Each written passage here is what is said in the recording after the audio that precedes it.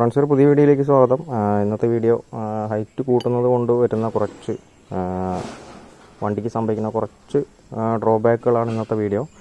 അപ്പോൾ നമുക്ക് അങ്ങനെ ഒരു കംപ്ലയിൻറ്റ് വന്നുകൊണ്ടാണ് ഇപ്പോൾ ഇങ്ങനൊരു വീഡിയോ ചെയ്യാനായിട്ട് പോകുന്നത്. അപ്പോൾ ഹൈറ്റ് ചെയ്തവർ മാക്സിമം ഹൈറ്റ് ചെയ്യാൻ പോകുന്നവർ ഈ വീഡിയോ ഫുള്ളായിട്ട് കാണുക. അപ്പോൾ അതുകൊണ്ട് എന്തൊക്കെ കാര്യങ്ങൾ വരാനുണ്ട്, നമുക്ക് എന്തൊക്കെ കാര്യങ്ങൾ ശ്രദ്ധിക്കുക എന്നുള്ളതാണ് ഇന്നത്തെ വീഡിയോ. അപ്പോൾ നേരെ വീഡിയോയിലേക്ക് പോകാം. ഫ്രണ്ട്സ്, ഇതൊരു ടോപ്പിൽ ഹൈറ്റ് കൂട്ടുന്ന ഹൈറ്റ് നെട്ടാണ്. അതുപോലെ തന്നെ ഇത് ഇന്നർ ഹൈറ്റ് കൂട്ടുന്ന ഒരു ഹൈറ്റ് നെറ്റാണ്. ഇത് ഏകദേശം ഒരു 2 ഇഞ്ച് ഹൈറ്റ് കൂട്ടാനായിട്ട് ഉപയോഗിക്കുന്ന ഹൈറ്റ് നെട്ടുകളാണ് രണ്ടും. അപ്പോൾ ഈ ഒരു ഫോർക്കിൽ ഇന്നർ ഹൈറ്റ് കൂട്ടിയത് പ്രോപ്പർ അല്ലാത്ത രീതിയിൽ ചെയ്തതുകൊണ്ടാണ് ഇപ്പോൾ ഇങ്ങനെ ഈ ഒരു ഭാഗത്തായിട്ട് ഇങ്ങനെ ഒരു സ്ക്രാച്ച് വന്നു. അതുപോലെ തന്നെ എൻഡിലായിട്ട് ഇങ്ങനൊരു സ്ക്രാച്ച് വന്നിട്ടുണ്ട്. അപ്പോൾ ഈ ഒരു പാർട്ടിലാണ് ഇന്നറിൽ നമ്മൾ ഹൈറ്റ് കൂട്ടാനായിട്ട് യൂസ് ചെയ്യുന്നത്. ഇത് ഇന്നർ ട്യൂബിൻ്റെ ഉള്ളിൽ താഴെയായിട്ട് വരുന്ന ഒരു പാർട്ടാണ്. അപ്പോൾ ഈ ഒരു പാർട്ടിൽ ഒരു എലങ്കിയുടെ സഹായത്തോടുകൂടെ മാത്രം ആണ് നമ്മുടെ ഫോർക്ക് നിൽക്കുന്നത്. ആദ്യം ഈ ഒരു ഹൈറ്റ് നെട്ടാണ് ഈ ഒരു ഫ്രണ്ടിലായിട്ട് ഹൈറ്റ് കൂട്ടാനായിട്ട് വെൽഡ് ചെയ്ത് സെറ്റ് ചെയ്ത് വെച്ചിരുന്നത്. അപ്പോൾ ഇത് ഇപ്പം നമ്മൾ രണ്ടാമത് ചെയ്തതാണ്. അപ്പോൾ ഓൾറെഡി ഇതിന് ചെറിയ രീതിയിലുള്ള ബെൻഡ് ഉണ്ടായിരുന്നു. അപ്പോൾ ആ ഒരു ബെൻഡ് ഉള്ളതുകൊണ്ടാണ് ആ ഒരു ഫോർക്ക് അങ്ങനെ തേഞ്ഞു പോകാനായിട്ട് കാരണമായത്. നിലവിൽ ഈ ഒരു പൊസിഷനിലാണ് ഈ ഔട്ടർ ട്യൂബിൻ്റെ ഉള്ളിൽ ഇന്നർ ട്യൂബ് കിടക്കുക. അപ്പോൾ ഈ ഭാഗത്താണ് സ്ക്രാച്ച് വന്നിരിക്കുന്നത്.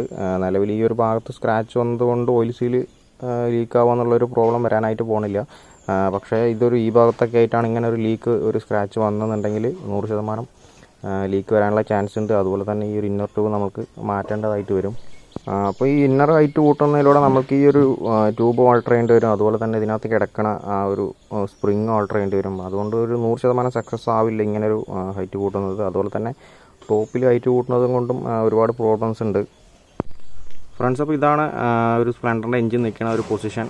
ഫ്രണ്ട് ഹൈറ്റ് കൂട്ടുന്നതിനനുസരിച്ച് ഈ ഒരു എഞ്ചിൻ്റെ പൊസിഷനും കുറച്ച് മുകളിലേക്കായിട്ട് നിൽക്കും. അപ്പോൾ സപ്പോസ് നമ്മുടെ വണ്ടിയിൽ കുറച്ച് ഓയിൽ അളവ് കുറവാണെങ്കിൽ നമുക്ക് ഓയിൽ പാസേജ് വളരെ കുറയും. ആ ഒരു കാരണം കൊണ്ട് തന്നെ ഹെഡ് കംപ്ലൈൻ്റ് ആവാനും അതുപോലെ തന്നെ സിലിണ്ടർ കംപ്ലൈൻ്റ് ആകാനുള്ളൊരു ചാൻസ് ഉണ്ട്.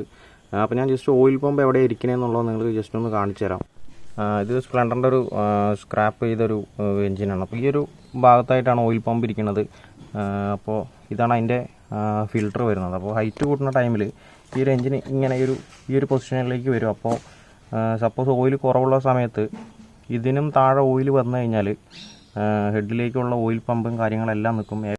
നോർമലി വലിയ പ്രോബ്ലംസ് ഇല്ലാത്ത എഞ്ചിനിൽ ഏകദേശം ഒരു 2500 കിലോമീറ്റർ സർവീസിനിടയിൽ ഏകദേശം ഒരു 900 മില്ലി കപ്പാസിറ്റി ഉള്ള എഞ്ചിനിൽ ഏകദേശം ഒരു 700-750 മില്ലി ഓയിലൊക്കെ ഉണ്ടാവും. ബാക്കിയൊക്കെ ചെറിയ രീതിയിലൊക്കെ ബേണായിട്ട് പോകും. അപ്പോൾ അതിലും കുറയണ ഒരു 500 മില്ലിയൊക്കെ വരുന്ന ടൈമിലാണെങ്കിലും വണ്ടിക്ക് അത്യാവശ്യത്തിനുള്ള ഓയിൽ കറക്റ്റായിട്ട് കിട്ടും. അപ്പോൾ ഈ ഹൈറ്റ് കൂട്ടുന്നത് കൊണ്ട് ഈ 500 മില്ലി ഉണ്ടെങ്കിലും പമ്പിൻ്റെ ഭാഗത്തേക്ക് ഓയിൽ എത്താത്തത് കൊണ്ട് സിലിണ്ടറിലേക്കുള്ളതും അതുപോലെ തന്നെ ഹെഡിലേക്കുള്ള ഓയിൽ പാസേജ് രണ്ടും ഇല്ലാണ്ടാവും. അപ്പോൾ അങ്ങനെ വരുമ്പോഴാണ് എഞ്ചിൻ പണി കിട്ടാനൊക്കെ ഉള്ളൊരു ചാൻസാണ്. ഒന്ന് നമ്മൾ ഫ്രണ്ട് ഹൈറ്റ് കൂട്ടും. അതുപോലെ തന്നെ രണ്ടാമത്തെ ഒരു കേസ് വരുന്നത് ബാക്കിലെ ഹൈറ്റ് നമ്മൾ ചിലവർ ഷോക്ക് ഹൈറ്റ് കൂട്ടിയിട്ടായിരിക്കും ഒരു STVയിൽ ഇടാൻ നിൽക്കുന്നത്. ചിലവർ സ്റ്റോക്കിൽ തന്നെയായിരിക്കും STVയിൽ ഇടുന്നത്. രണ്ടിലും അതിൻ്റെ ദോഷങ്ങളുണ്ട്. ഹൈറ്റ് കൂട്ടിയിട്ട് SD ഇടുന്നവർ ഈ സിംഗാമിൻ്റെ പൊസിഷൻ ചെറിയ രീതിയിൽ മാറുമ്പോൾ ചെയിൻ്റെ സൗണ്ട് ഉണ്ടാകാനൊക്കെ ഉള്ളൊരു ചാൻസ് ഉണ്ട്. രണ്ടാമത്തെ ഒരു കേസ് ഈ ഒരു ഷോക്കിൽ തന്നെ 16 ഇഞ്ച് ഇടുന്നവരുണ്ട്. അപ്പോഴും വണ്ടി ഫ്രണ്ട് ഹൈറ്റ് കൂടിയിട്ടും ബാക്ക് താന്നിട്ടാണ് ഇരിക്കുക. അപ്പോഴും ഈ ഓയിൽ ലെവൽ കുറവാണെങ്കിൽ ഈ പറഞ്ഞ പ്രശ്നങ്ങളൊക്കെ ഉണ്ടാകാനുള്ളൊരു ചാൻസ് ഉണ്ട്. ഈ ഒരു കാരണങ്ങൾ കൊണ്ട് തന്നെ ഏകദേശം ഈ ഒരു ബാക്ക് ഹൈറ്റ് കൂട്ടുന്നതും കുറയ്ക്കുന്നതും കൊണ്ട് തന്നെ ഏകദേശം നമുക്കൊരു 15,000 ചെയിൻ ലൈഫ് കിട്ടുന്നതൊക്കെ നമുക്ക് ഏകദേശം ഒരു 6,000-7,000 ഒക്കെ ആകുമ്പോഴത്തേക്കും സൗണ്ട് തുടങ്ങാനും അതുപോലെ തന്നെ മാറ്റേണ്ട ഒരു അവസ്ഥയൊക്കെ വരും. അപ്പോൾ ഈ ചെയിൻ്റെ ഒരു കേസ് നമുക്കൊന്നും ചെയ്യാനായിട്ട് പറ്റില്ല. എഞ്ചിൻ്റെ ഈ ഒരു ഓയിൽ പമ്പിങ്ങിൻ്റെ കേസ് നമുക്ക് ചെയ്യാൻ പറ്റുന്ന ഒരേ ഒരു കാര്യം ഓയിൽ ലെവൽ കറക്റ്റാണോ എന്ന് ഒരു 5-6 ദിവസം കൂടുമ്പോൾ ചെക്ക് ചെയ്യുക.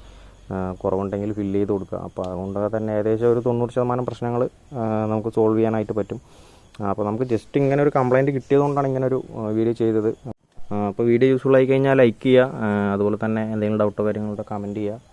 ഇതുപോലുള്ള വീഡിയോസിനായിട്ട് ചാനൽ സബ്സ്ക്രൈബ് ചെയ്യുക. അപ്പോൾ അടുത്തൊരു വീഡിയോ ആയിട്ട് വരാം.